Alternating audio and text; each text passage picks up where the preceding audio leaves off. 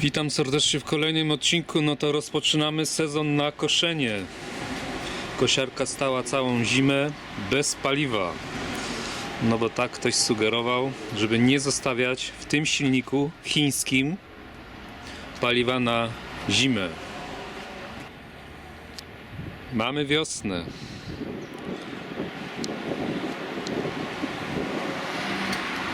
No to co, zagada za pierwszym razem czy nie?